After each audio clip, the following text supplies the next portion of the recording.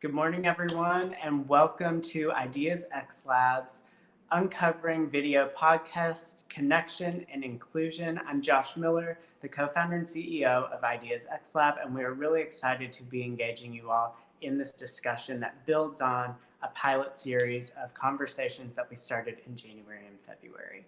Now seemed like the perfect time to continue to connect virtually, using the platforms that we have in existence, like Switcher Studio, which we're using to stream from today, and engaging our peers, people from across sectors, in courageous conversations rooted in curiosity around inclusion, uncovering, and what showing up as your best self, as showing up 100 in the workplace and in life can look like, as we think about what the new normal is that we will all be entering into as we head out of this pandemic. So we are going to be bringing you these conversations weekly on Facebook Live. You can learn more about this series at ideasxlab.com. And today we are really excited to be joined by one of our colleagues and partners in Louisville. And right before I introduce him, I want to reintroduce the topic of covering, which we've talked about before. And if we experience any technical difficulties, we're using Switcher Studio, so I'm not only hosting but switching. So I'm going to be looking around a little bit, but I hope that you'll bear with us. So one of the things that we have looked at in terms of our work is Deloitte's Uncovering Talent report, which looked at the downplaying or hiding of at least one part of ourselves in work. And you can really think about it in life too. Things like code switching, things like downplaying our appearance, our affiliation to groups like being part of the LGBTQ+ community. And so what they found in that report is that over 60% of respondents identified covering in at least one area of their life, from straight white men to Black women to LGBTQ folks. And so that's part of what we want to think about today, is where are instances of covering for our participants? What is it that gives them oxygen in their work? How do their vision and values align both with their organization, but with their personal work as a contributor to our community? And with that, we are going to dive right in with Darryl Young from the Muhammad Ali Center. Hey, Darryl, how are you this morning? Good morning, Josh. I'm doing pretty well. How about yourself? I'm doing great. I am so glad that you were willing to get up at 8:30 a.m. to join us for our live stream today. Well, I thank you for giving me some structure to my day, because if it wasn't for you, I don't know what time I would have woke up in the morning. So I appreciate it. Well, I've so enjoyed getting to partner with you over the past few years on different initiatives like the Year of Arts Healing in Action and other things. Looks like the title of our post is a test on Facebook, but this is the real one, so we'll retitle it afterward. But we're going to keep going. So, Darryl, the first question that I want to ask you, because I think I've seen facets of it in the different ways that you work, the way you work with young people, but what is it that gives you oxygen in your work and in life in general? I think when I'm in spaces and places that really allow me to show up as myself and let me show up in all facets of who I am. Because I think so many people only get a small part of who I am. And I think a lot of people would say, oh, I know Darryl. I know, who he is. And I'm like, you might know a good 50, 60, maybe even 70% of who I am. But, to allow myself to really be able to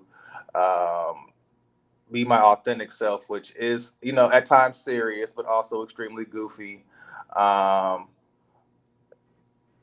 To be able to, speak, to be able to move, contrary to popular belief, I am kind of high energy at times, particularly when I work with young people. And really when I get to just be of help or assistance, I always feel like I am in my purpose when I'm helping somebody do something, or I'm helping somebody, get to their next step. I am a teacher by training. And though I always haven't been a teacher by title, anytime I can infuse that kind of work when I'm really just, helping, listening, guiding, that's when I feel like I have the most oxygen in my work. That really resonates in terms of what I've experienced with you. And how that translates to not only how you engage with people at the Ali Center, but the community-based work that you do across so many different areas. So um, we're lucky to have you as someone who's contributing and bringing that to yourself and having that underpinning in your work here in Louisville. So getting back to the way that I started today's discussion with this concept of covering, that is something I've thought a lot about over the past few years and have been able to identify instances within my own professional life in terms of places where I was downplaying how I showed up, whether it was keeping my hair short, wearing less makeup, wearing more traditionally masculine professional attire. And I'm wondering if you can talk about, not only as you think about what gives you oxygen, but also how you're showing up professionally. Where have you seen or identified instances of covering for you as an individual, as a professional? And are there places where you are actively uncovering right now within your life? So just really quickly, I just want to give you a shout out, Josh, because I love when you are in your zone and your fashion, because I always am extremely inspired when you do your thing. And I still say you have the best scars out of anybody I've ever met, and I would love to raid your closet at some time. Um, but for me, when we talk about covering, doing a lot of nonprofit work can be rewarding, but also difficult because you can be beholden to funders. And a lot of times you have to toe the line, if you will, which doesn't jive well to me, who's somebody who's always been a little, I guess, I don't want to use certain words flippantly, but somebody who I guess not as close to center as a lot of other people are, having some ideas that people might think are more out there or radical. Um, and it's really like, can I say that? Can I say how I really feel right now? Can I really talk about the things that I really care about in a way that feels authentic to me, and it's not me, being afraid. Because I think for a lot of us, it's how do you walk this fine line of being yourself, but also having a job, right? Because I think it's really easy to talk about bucking systems and being courageous, and it works in theory, but I think life has taught a lot of us that you have to make compromise, and then what kind of compromise can you comfortably make, and then still be comfortable with yourself.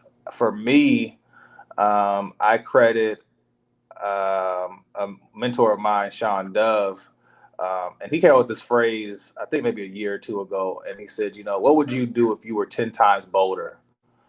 And it really resonated with me. It really made me think of, well, what would I say if I was 10 times bolder? And, would I worry less about, who would offend it or is going to get me called into my boss's office, and really just trying to trust the universe and saying that, if you're doing what's right, things will work out. It might not be that linear, and it might be a bumpier road, but for me, I'd rather be as authentic as I possibly can, and then just kind of just let the chips fall where they may. And so far, it's been working pretty well. Um, I'm still getting a paycheck, but I am being a little more intentional. I am speaking up more, and I'm really trying to do what I believe is right, and really trying to live my life like that, and be guided by that kind of mindset and principle. I think has allowed me to be a little more comfortable in my skin. Are there specific, and I totally agree. When I think about launching Ideas xLab, there was a lot of fear around if I'm showing up too gay, are there going to be entire groups of people who don't want to find us or don't want to work with us? And I think that translates a lot across a lot of different groups, whether it's a nonprofit or any type of organization or company where you're fundraising or that is at stake. And so that's a great point for you to bring up. And can you think of kind of any specific examples for yourself over the past few years of where you've slowly, once you get your foot in the door somewhere, how you slowly then build up trust and start to evolve things so that you're able to drive change within the place where you may be working or the culture that you are operating within. I just always feel like I'm in these spaces that have these kind of idealistic or these really moral kind of groundings. Mm-hmm. And for me, is how do I actually push those spaces to live up to who they say they're being, right? For me, I'll take, my membership in my fraternity, Phi Beta Sigma. And, we have a motto, culture for service and service for humanity. And me serving as president, I'm tasked with leading our chapter in our activities and in our where we do our outreach, we do our engagement. And, I look at some of our membership, historically, I see men like Huey P. Newton and A. Philip Randolph, and, you see these people who did this amazing work. And it's like, well, we can't just, do things as usual. We can't just, host a gala and raise some scholarship dollars, right? We have to really be using our voice and our platform as professional men, as men who get to occupy spaces that not everybody gets to occupy. And really, how do we make sure that we're showing up in this space and really being change makers and advocates and not just going with the status quo. I think about my time at the Ali Center. How do we make sure that, that we are as loud and as vocal as Muhammad? And again, it's really kind of, interesting to do when you are a nonprofit and beholden to funders, right? And particularly around somebody with Ali's perception. A lot of people would just like to think of Muhammad as a boxer. We get a lot of people who, when they come to the center, they just want to see the 56 wins, 5 losses. They just want to, relive, the rumble in the jungle, and they want to see him knock out Sonny Liston in the rematch in the second round. But how do we make sure that, what, as amazing as that was, right? We do recognize that Muhammad, just as a boxer, the analysts of boxing have called him the greatest of all time for his mechanics, for his skill, for his speed, for his dexterity.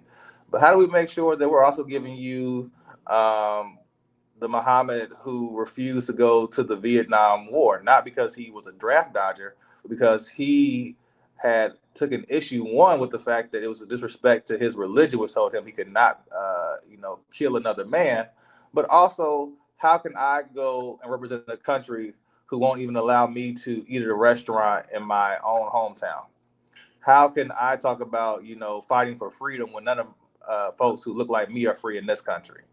So for me, I'm always really just interested in how can I be that vocal. I don't want to say the word anti, but how can I be that reminder that, hey, we have a rich story and legacy to live up, and how are we making sure that, we're really doing that part just as much as we're doing the humanitarian, the I guess the more acceptable, stomachable Ali. How are we making sure the Ali that gets under people's skin is really part of this narrative? And we're doing programming, we're doing outreach, we're doing engagement, we're involved in causes and concerns, and we're in community with folks who I would think that Muhammad would want us to be with. I'd love for you to expand on that a little bit more in terms of the specific work with the MACs and the young people, and how you think about, I know one of the conversations that we've had is getting Ali and the 6 core principles out of the center, right? How does that become something that's embraced and celebrated and really an underpinning of work, not only in Louisville, but internationally? So could you delve in a little bit more specifically to the work with the MACs and the young people through your work at the Ali Center, and how you're leveraging that intersection of what you're focused on and re-envisioning and bringing to life the Ali Center's mission? So the MAX program, or the Muhammad Ali Center Council of Students, is an amazing program with amazing young people. I think Josh only allotted me maybe 15, 20, 30 minutes, but I could talk for hours about the MAX program. It's a group of high school students from all over Kentucky, well, all over the city of Louisville, mind you. But I always say if you can get to the Ali Center at 5 o'clock on a Wednesday, and you can get picked up at 7 o'clock, you can be a Mac. But it's really these young folks who are committed to promoting and extending the life and legacy of Muhammad, right? So we don't have a GPA requirement. We don't cherry pick the quote unquote best student, although we do attract really high achieving students to our program. But it's really, we're looking for, folks who can articulate to us an understanding of who Muhammad was as a man, as a figure, as an icon, and really be interested in living that life. But the motto of the Muhammad Ali Center is to be great and do great things.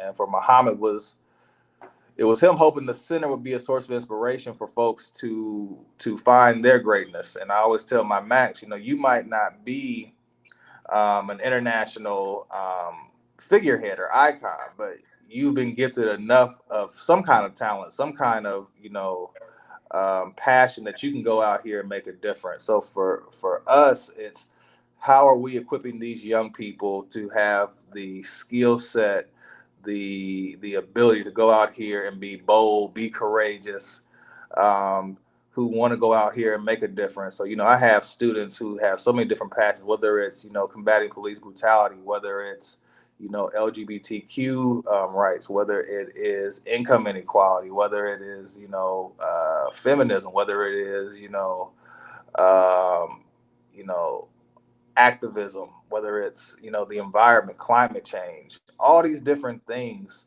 that if they're given the right chance and opportunity to grow, they could be some real game changers out here. So for me, it's how do I help? How does the center help put them in an advantageous state to go out there and do the work right? Because I feel like if we're preparing these young people, they're going to carry Muhammad with them. And they're going off. Some of them are going to, schools. When they're going to college, they're going out to, all over the country. Some of them are doing study abroad programs. Some of them are just uprooting to go to different continents. So it's so refreshing when I see a Mac who is in, California or DC, or if I see a Mac who recently just moved to Europe.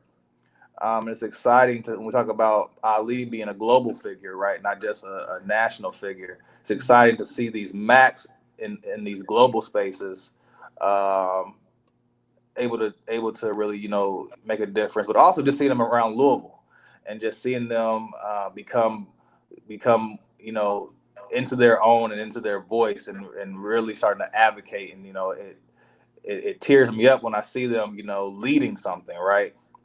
And I tell them, I would love if they were all activists. I would love if they were all community organizers like me, but that's not my goal for them, because some of them want to be doctors, some of them want to be lawyers, some of them want to be entertainers, some of them, they have all these different aspirations. But for me, the hope is that you feel empowered and enlightened enough to realize that whatever field you might go into, um, there's a vantage point that you could take to really do some good for somebody else. So if nothing else, if they leave with that understanding, I think I've done my job. I think the center has done its job. I think we have, produced a group of people who could really do some good things. Have loved watching the young people and the way that you've engaged with them. You post on Instagram, you share some of those workshops and some of those videos and discussions that you all have. And that's just another way to amplify how you can engage young people in a way that's grounded in what they're interested in. You named a lot of different topics: LGBTQ plus, climate change, justice, all of these different facets. And it's not about you imposing what you're interested in, but cultivating them to identify that and champion that, which is exactly what we need, especially in a time like this, to have the next generation really stepping up to lead and driving change in our community. And I think it's important to realize too that young people are capable, and I don't think enough adults give youth that credit. To me, I always say that Max is youth led and youth driven. I don't come in with an agenda. And that was really hard for me to do as somebody who, again, teacher by training, you're taught to, have a lesson plan, make sure everything is, unit planned. Like if this was like an actual class, I would have had the entire year planned out, lesson plans planned out, etc. But for them, I really had to step back and say, what do you want out of this experience? What do you need? And we start every year off, and I get a big old piece of flip chart paper and some markers, and I ask them what do they need and what do they want. And so they'll tell me, I need this space to be accepting. I need it to be open. I need for you to, hear me, and we'll kind of break down what those things kind of mean, right? But then I was also like, what do you want? Like, I want to learn. I want to see people who look like me come to the meetings and talk. I want to, learn how to organize. I want to learn, how to pass a bill through Metro Council because I'm really interested in policy. And so that's how we kind of, take the space and, we move it towards what they want to see and what they're interested in. And I think it's created a bond with my students because they know that I'm actually treating them as an equal and not just seeing them as a number on a sheet and, just going through this kind of rote agenda with them. But it's living, it's breathing, it's organic. And for me, it's helped me immensely with the way we are able to bond and connect and to see what they're able to produce.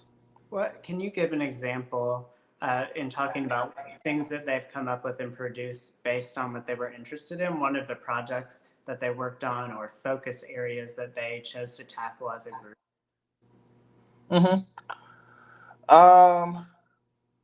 So one project I thought was really, really cool is I asked them to make a platform. I asked them to take something that they cared about and really kind of like lay it out. And what would it look like if you say this is what you care about, what are the actual next steps to implementing it, right? So if you care about climate change, what is your mission statement around that? What are your actionable goals? What are your next steps? Who are you going to collaborate with? Because for me, I'm always trying to get them to this point of, if this is what you care about, how do you do it?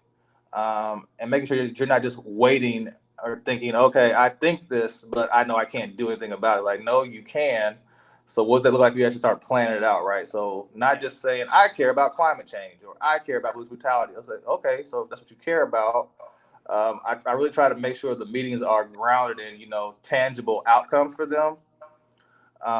So that they actually feel like, hey, I can leave this space and I can go to my school or I can go to my, place of worship or wherever people congregate at. I can go wherever I have these relationships in mass or large number, or people who think like me and say, hey, this is what I want to do. And here's our step we're going to take with it. And so watching them produce that was amazing. Seeing them, we do a yearly, I have a dream panel on MLK Day, and seeing them be able to take that space and be panelists and really offer, their opinions, their ideas, their grievances, their concerns to a large audience is always inspiring.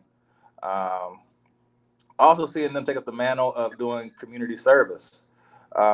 We made a requirement in the last 2 years that the Macs do weekly community service. We allow them to pick the spaces and the causes and the places where they want to, donate their time to, and just seeing their volunteer impact. We use an app or a program called Mobile Serve, and I think before we've had this kind of shutdown due to the coronavirus. I think we were at over 650 hours served. I think, it's cool in Mobile Serve, they actually take your time served and give it an economic value. And I think in this semester alone, this semester and then last semester, I think we had gotten up to over 650 hours served with an economic value over $15,000. So they're really out here making some tangible impact. Well, and I love that you all are able to put that economic impact on that. I think that's really important as we think about driving community change. And what you said earlier in terms of you're coming in kind of with a frame or support, but not to dictate to the young people. And that it's been really interesting over the past year and a half through Ideas xLab, we've been doing our emotional well-being, which is an initiative to measurably impact the hope and belonging of 12 to 20-year-olds through the arts. And it's really been an approach that is grounded in what the young people want to focus on. And so it's required a lot of different partners and artists to think about how they adapt, how they work, so that the young people are the ones leading and the ones getting to choose how we're focusing, what they're wanting to tackle. So at Mizzeke Middle School, they were interested in bullying. Louisville Youth Group, which is LGBTQ plus youth under 21, they were interested in a fashion show related to pride and self-acceptance and education of peers and allies. But there's so much untapped that's there that really we just have to get out of the way a lot of times because they have all of that knowledge and they have a way of communicating it. And so how do we become a partner in that? And it's not easy, right? It's, you know, it's not. Even as somebody who advocates for it and practices it, to me, you know, Yeah. I would be lying if I wouldn't be in a space sometimes be like, would I do that differently? Probably. Or, you know, it's hard to like just take yourself out of that role and just be like, you know what, trust the process. They got it. It's gonna be fine. But and I think you know, people who do the kind of work that we do, any kind of instruction kind of work, you've been taught that, you know, you are the most knowledgeable person in the space, so you are the authority. So it's really hard to get out of a construct that's that rigid and be like, no, I'm going to overturn this leadership or this you know, this action to folks who we would consider to be novice. It's a really hard concept, but you know, it's so rewarding. And you know, I've seen it, and like you, and I know Josh, the work that you do, you've seen it as well. I think that's always a balancing act. No matter what sector we're looking at, no matter what size the project is there's how do we shift the power dynamics to create that different type of space and different type of experience together. But I think the more that we can all share best practices and learnings, the better it is. But I think, you know, given where we are right now with the COVID-19 pandemic and what it's like to engage in person, evolving so much, I'm wondering what, over the past few weeks, if there's something that you have personally learned or kind of experienced that you could share with people in terms of adapting how you're working, thinking about engaging the young people in a different way, or really just thinking about how you are practicing self-care and best leveraging your time right now. So I guess it feels weird because like time seems so abstract now because, you know, you're just off and you can't go anywhere because everything is shut down outside going to the grocery store or the gas station. It's just kind of weird to figure out what day it is. Sometimes I talk to people like, is it Monday? Is it Tuesday? I don't know, because all of our normal constructs are on pause right now. But I say all that to say that it feels like it's been a long time, but really, you know, I have been at home since mid Monday afternoon last week. So we're looking at maybe, I guess, day 8 for me. It feels a lot longer. It didn't really hit me until last Thursday when I should have been at Central High School helping coach the Stingrays Project, which we do in collaboration with Central High School and the W.E.B. Du Bois Academy. It's a swimmer scholar program. And it was my day to chaperone coach help on Thursday. And I was like, well, damn, I should have saw my kids today.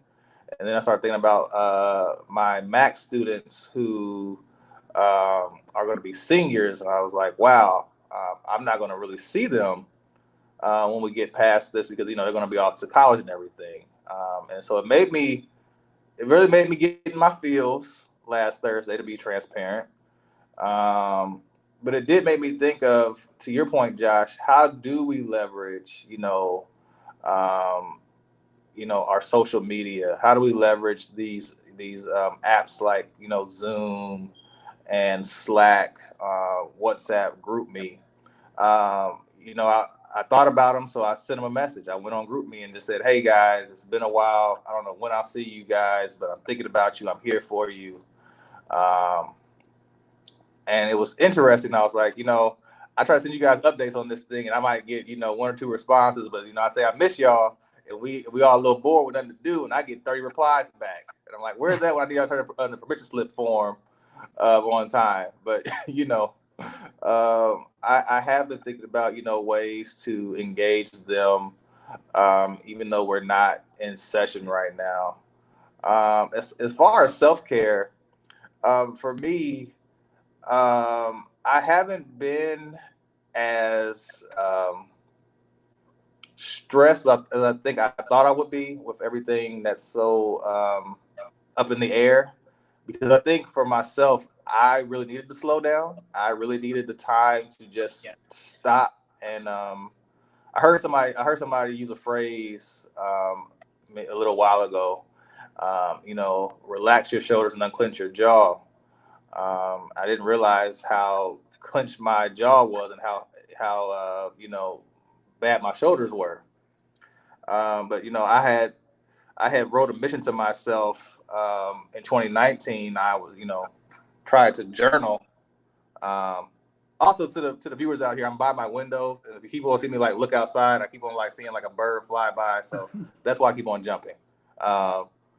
Surprise! But I was like, whoa! I was like, that looked weird. But I remember journaling around New Year, and thinking, I really want to make sure I'm prioritizing myself. I have a number of involvements and commitments and obligations, and I really wanted 2020 to be a year when I started to step back, take some time out for me, and I really wanted to hit the ground running and do that, right. But that didn't happen at all. And so now we are a little over a quarter into 2020, and I not only did I not give up anything, I just added more and more. So I was really grateful to be able to slow down and to stop, because I don't know if I would have had the ability to do it myself. So I'm thankful that the universe, maybe not in the most convenient manner, but trying to find a silver lining, just being grateful to breathe and just to slow down has been a blessing.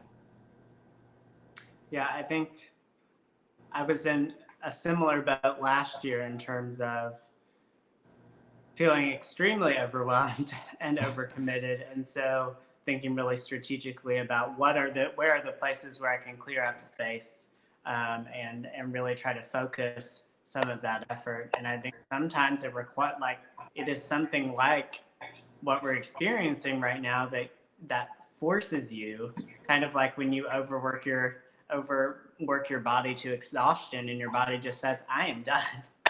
You will take a break. I think that this, in some ways, was that same type of outward force that many of us who have the tendency to overcommit then had to think about, okay, well, now I really have to internally reflect and think about how I'm using my time. And can I go ahead and think about the way to prioritize it now so that as we get into our new normal after the pandemic and we're not, practicing physical distancing and working remotely, or not being in work right now like so many people are, what is that going to look like? Definitely. To your point, there's going to be a new normal. But one thing I'm hoping that people get out of this is that it's okay to stop. It's okay to slow down. It's okay to give yourself grace.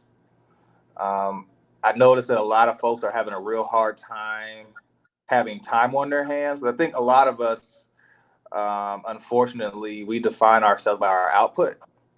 Mm-hmm. So if we're not producing, we don't feel good or worthy or enough, right? So I have to do something to prove that I am actually productive or worthwhile. And so you see people who are still trying to work themselves to the bone or try to do something. And really, I really just hope that some people are able to just breathe and again, just unclench those jaws and, unhinge those shoulders and just, really come at us with a little more love and appreciation for themselves and who they are, and realizing that, all this stuff can stop, right? We think, things are going to keep on going as they are, but clearly they can stop. So there has to be something greater that we give credence and respect to than just the rigmarole of life, the work and the jobs and the titles. But hopefully we're giving more respect to the things that are higher than those things. Yeah. Well, I know one of the things I always enjoy is seeing your posts of your cooking, because I'm always sitting there thinking like, there's a gourmet chef in his house.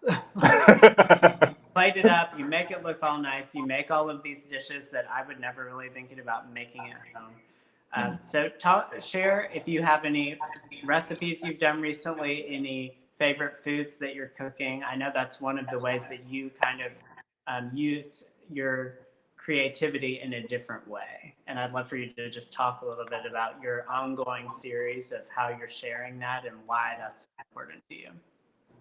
So, what's crazy is, so cooking for me is my self-care. That's how I, um, unwind. That's how I kind of cope and maintain in a very healthy way. But even cooking for me had taken a back seat before, the shutdown. I really wasn't cooking that much. I was doing a lot of fast food, a lot of eating out, a lot of takeout. And so just the slowing down has really allowed me to get back into one of my favorite things to do. And for me, cooking is like a science project / an art project at the same exact time. And, it's so intricate and it's so detail oriented, and it's just like so cool just to be, able to manipulate spices and seasonings and flavors and really make things come together. And, one thing I've really been practicing is to make sure that things are balanced. When you eat something, you listen to chefs and, they'll say, this is one note. So how do you add depths of flavor to dishes? So this is just say like, oh, I just ate something and all it tastes is one thing. Like I want you to have that full umami experience of sweet, savory, salty, spicy, all those kind of things, and mix them together in a way that makes sense. I think I am a carb lover, so I love anything that I can put rice in or noodles in. So I love Italian food. My most recent new recipe was bucatini amatriana. It's a very simple dish of just bucatini noodles. I made a homemade tomato sauce.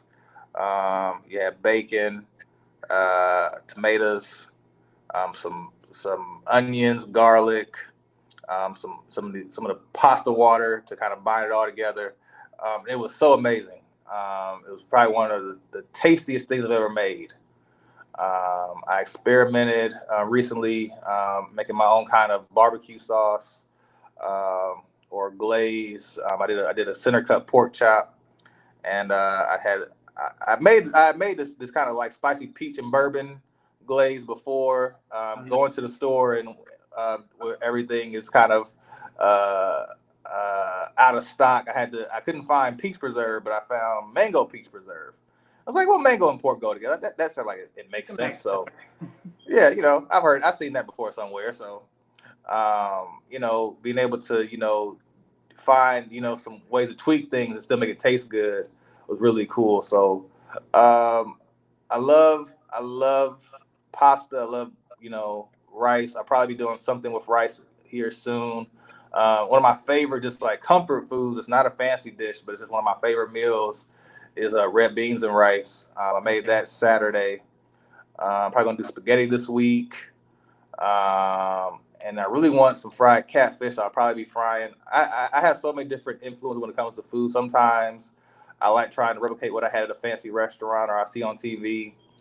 And then other times, just some of those, those comfort foods that my mother, my grandparents cooked me. So sometimes it'll be some really southern down home kind of food, and then sometimes it's something that you might see if you were in a French gourmet restaurant, and everything in between.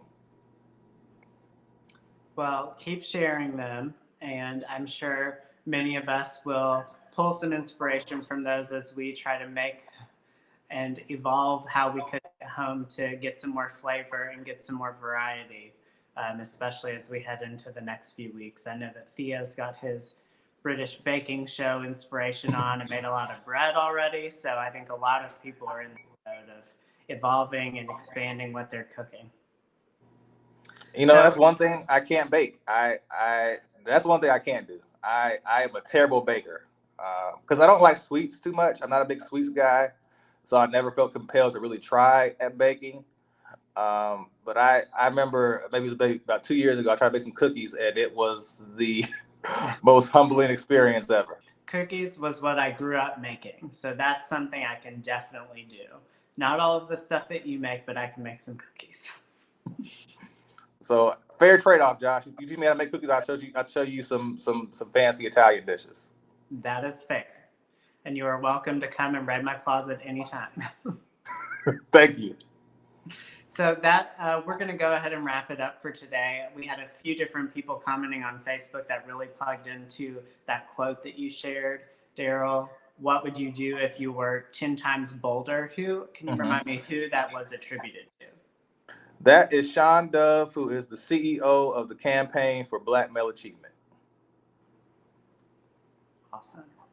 All right. Well, that will kind of be our departing words. What would you, or question, I guess, for everyone, what would you do if you were 10 times bolder? So, Darryl, thank you so much for joining us today for our first video podcast in the series, and looking forward to continuing to partner and work with you and just engage with you as a friend in the years to come. Thank you so much for the opportunity, Josh. It was amazing. Be safe out here. Wash your hands, everybody. Love you, man, and looking forward to the work we're going to do going forward. I am too. Thanks, Darryl. Have a good one. You too. Peace. All right, everyone. Well, thank you for tuning in for Ideas xLab's Uncovering Connection and Inclusion video podcast.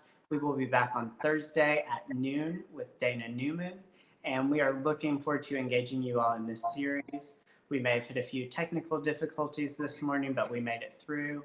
And please continue to engage with us on Facebook, Twitter, Instagram, LinkedIn. Send me an email, josh@ideasxlab.com, if you want to learn more.